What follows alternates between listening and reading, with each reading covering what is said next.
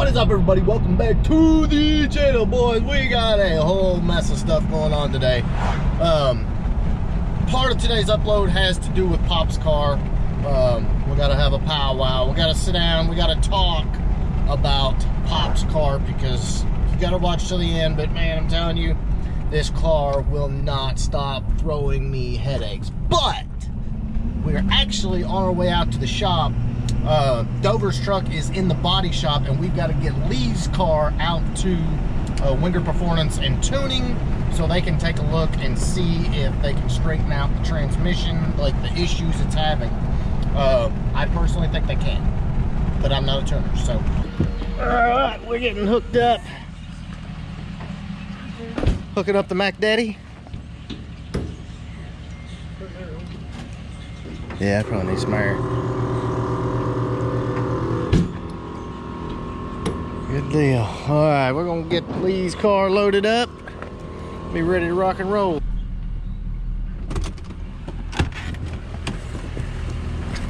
Get the car loaded up. We'll be ready to rock and roll. All right, guys, and once again, if you've not seen the Mac Daddy trailer on the channel before, yeah, Dover's got the remote in his hand there. So just watch.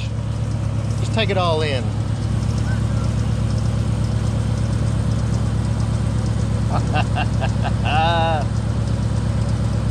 Boom, on the ground.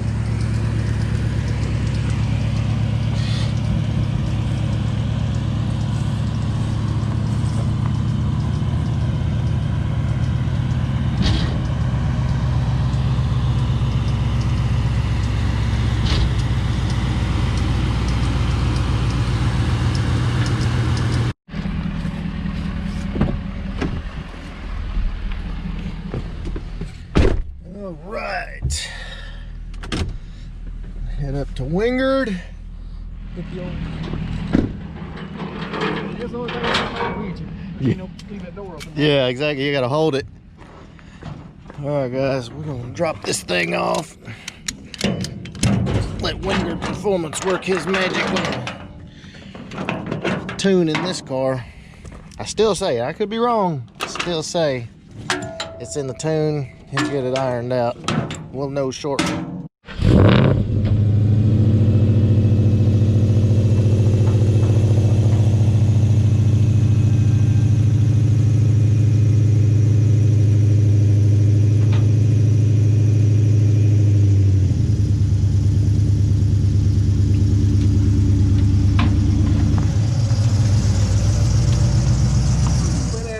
The power of editing, boys, is a beautiful thing, and we are back in the garage, and the temperature is dropping and it's raining extremely hard, but actually the weather is primo for discussing what we've got to discuss today, and that has to do, of course, with Pop's car. And guys, I've said it several times, this car is I don't know, I don't think it wanted to be brought back, to be honest with you. It's done nothing but cause issues. Sorry guys, my light's not cooperating. I like this power station. This thing's actually pretty neat, but I can't set the light down the way I want to.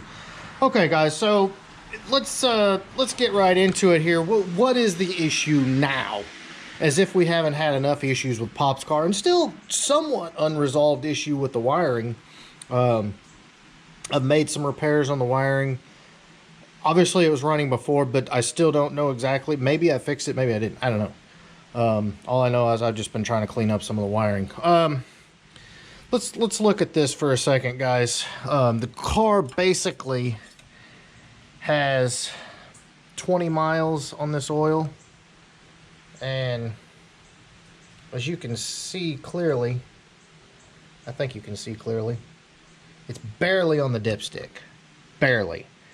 So essentially we got it running, and I test drove it a little bit and then drove it from Dover's back to the house. So, and the car was full. I filled it up previously to that. So let's kind of get into that. All right, guys, without trying to sound too disheartened, this engine is consuming a lot of oil, and I know it's smoked.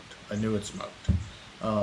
Ironically, it does not leak, which is a nice thing. We did put a rear main seal in it, but it's consuming a lot of oil. And the plan was, and you know, I've talked about this before, is, you know, we're going to pull it out, hone it, re-ring it, all that this winter, drop it back in. It'll be primo. It'll be good to go another 200,000 miles. But as we were pulling the distributor out, had it on the lift, fixing the exhaust that was hanging dangerously low, found another problem. All right, guys, so if you can see right down there, I know it's hard to see. Guys, my garage is so cramped, I can't get the car in the air right now. But if you look way down there by the timing pointer, there's coolant everywhere. And when we had it on the lift, I meant to take some video at that point, but we were trying to get the car finished. The timing cover gasket is leaking really bad. It's leaving a puddle on the garage floor. And so let's talk about what that represents. So essentially my plan was to get the car running, get the car safe so we could drive it. We could practice, you know, my wife learning how to drive 5-speed, and you know, at that point focus on some other stuff. And so far that hasn't happened. I've got plans working to have the car painted, which was kind of the next step. But you know, let's talk about the timing cover leak and the oil consumption. I can deal with the oil consumption, but the coolant leaking everywhere is causing the temperatures to rise. And of course, you know, I have to keep coolant in it all the time. I could put a timing cover gasket on it. That's fairly involved. I mean, you got to pull all the front accessory off, front accessory drive off. You got to pull the balancer, water pump, timing cover, all of that. You know, there's a lot of cleaning and BS in there. You know, you got to cover up the hole it makes in the oil pan. And going in that deep into an engine that I'm going to pull right back out later on makes 0 sense to me, especially since I know it's going to need a timing chain, and you know, other stuff. Probably go ahead and put a water pump on it. So, but essentially I would be taking something apart that I'm going to have to take apart again very shortly down the road, and it just doesn't make any sense to me. So there you go, guys. That is the what right now. We've got a major timing cover coolant leak. We've got major oil consumption issues. And guys, I'm gonna take a sidebar here. If you're buying these cars as a project and you're all excited and you got a deal on it, you better be prepared, because guys, these things are old now. They're freaking old. So you know, you got to be prepared for this stuff. I was hoping I could dodge the bullet somewhat and get to ride, you know, for a while, but clearly that's not, it's not in the cards for us at this point with Pop's car. All right, guys, real quick, I wanted to show you, I do have, just got another shipment from LMR. I do have all brand new bulbs for the front, which I'm about to put in. We're going to hope that it works, because if you remember, I had to replace the headlight harness. But I've got headlight bulbs, side markers, inner marker lights, and I already had a fog light bulb. It's in here. It's in there somewhere. Yeah, so fog light bulb. So I'm gonna get those installed. We're gonna see if those are gonna work. Oh, and also, guys, you're gonna see the red car coming back very shortly. We got the entire contour fan installation kit from LMR. Guys, do yourself a favor and get this. It makes quick work of installing your contour fans. Detailed instruction, y'all.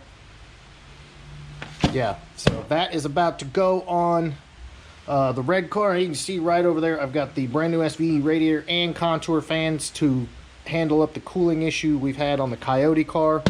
So if you did not know,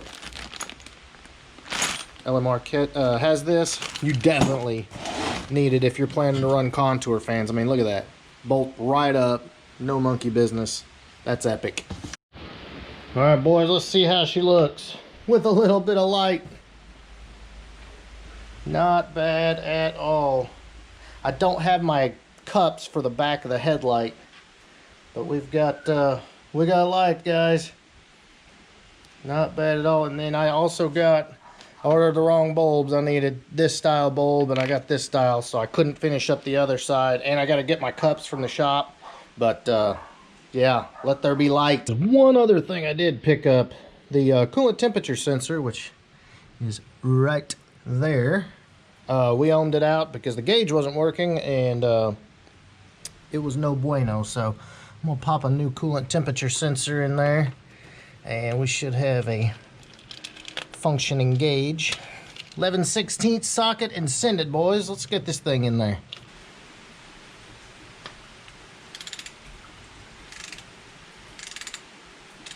Definitely try to wiggle loose, boys. All the corrosion, you'll break it off, then you'll be pulling the intake. We're not pulling the intake today. I'm just gonna tell you.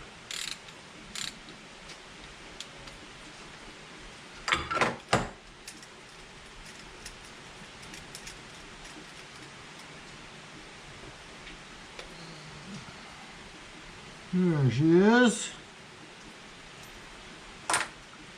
Yeah, a little crusty. Just a little bit. Already got tape on it. Drop it in.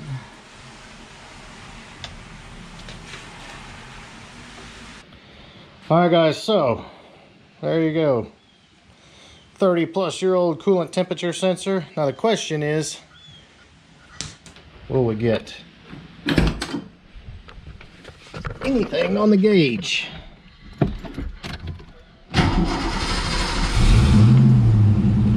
We will know very well. It might help if it ran. Let it idle, give it a few minutes. As you can see, we got nothing. We'll know in a minute. Alright guys, check it out. God bless, it's so dark. That's why you can't really see it. We actually have, that's as bright as it gets. Temperature gauge is working. I guess I got a bulb out down there. That'll be another project for another day, but as of right now, it's getting there. I thought the light was broken. It actually did need oil. And I'm gonna fool with the tack wiring as well.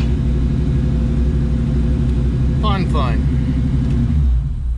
Alright guys, so basically, you know, with these old cars, sometimes it's one step forward, two steps back. It's part of it. And I do these videos not because they're necessarily entertaining, but because a lot of guys get fired up watching, you know, people like myself and Brutal Vlogs, and they're like, you know, I want to get in the Fox game too. These cars are old, and they're getting older. You know, 10 years ago it wasn't so bad. 15 years, 20 years ago it wasn't so bad. You know, this car is 31 years old. So, guys, they're basically becoming antiques and classics. I know that's kind of scary, and that makes me feel extremely old. But, yeah, this car needs a lot still. We've already put a transmission and clutch in it. Gonna need to go through the rear end soon. Extreme interior overhaul. I'm so sure you've seen here on the channel. Still needs paint. All the exterior trim.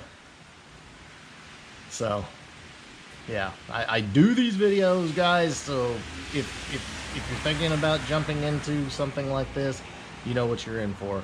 It will nickel and dime you to absolute death, and you'll think you've actually made some progress, and then something else will happen, which is par for the course. I mean, that is what it is when you're dealing with classic cars like this. But I hope you guys, you know, if you're new to the game, just be prepared.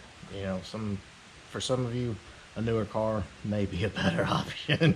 Something that isn't going to break down all the time. You know, but again, once this engine's straightened around, it's pretty solid. It's pretty solid underneath. I still need to do shocks and struts, you know, some other things, but definitely come a long way. And if you don't believe me, we've come a long way with this car. You need to go back and watch when we went and picked it up. So, and again, I probably wouldn't have bought this car if my wife's father hadn't bought it brand new in 1989. So there you go.